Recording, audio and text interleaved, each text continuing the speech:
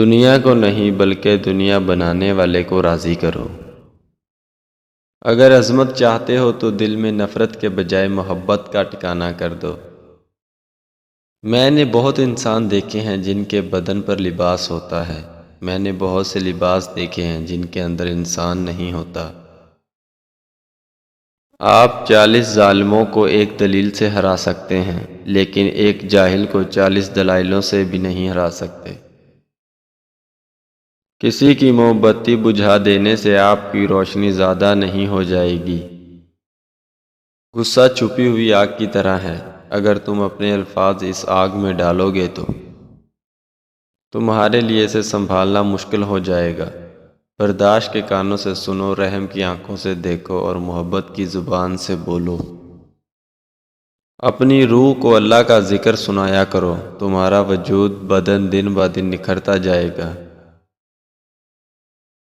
عقل کو خواہش پر فضیلت ہے، کیونکہ عقل زمانے کو تمہارے ہاتھ میں دیتی ہے، جبکہ خواہش تمہیں زمانے کا غلام بنا دیتی ہے۔ اللہ پاک آپ کی منصوبہ بندی کو توڑ دیتا ہے جب وہ دیکھتا ہے کہ آپ کی منصوبہ بندی آپ کو توڑنے والی ہے۔ یاد رکھو، جب تک اپنی نجات کا یقین نہ ہو، کسی گناہ گار کا مذاق نہ اڑاؤ۔ سفر کی بدولت ایک غلام بادشاہ بن جاتا ہے۔ چاند بھی اگر سفر نہ کرتا تو اتنا خوبصورت نہ ہوتا۔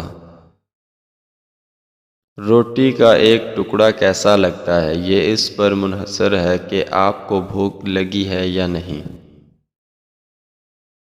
ہفتے میں ایک بار ضرور کسی غریب کو اچھا کھانا کھلاؤ، اور اپنے مال کا کچھ حصہ اللہ کی راہ میں دے کر اللہ سے تجارت شروع کر دو۔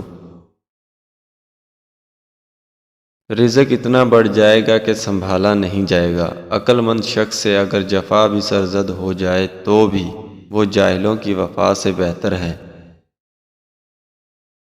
اگر آپ کسی کا دل جیتنا چاہتے ہیں تو محبت کے بیج بوئیں۔ اگر آپ جنت حاصل کرنا چاہتے ہیں تو لوگوں کے راستوں میں کانٹے بکھیرنا چھوڑ دیں۔ رات کی تنہائی میں جب خاموشی سے دعا مانگتے ہیں تو لگتا ہے کہ اللہ پاک صرف میرا ہے۔ خاموش رہو، خدا ہی ہے تمہارے دل کا بوجھ ہلکا کر سکتا ہے۔ گمسم اور اداس مت رہو، باہر آ جاؤ اور اپنی دنیا کو تلاش کرو۔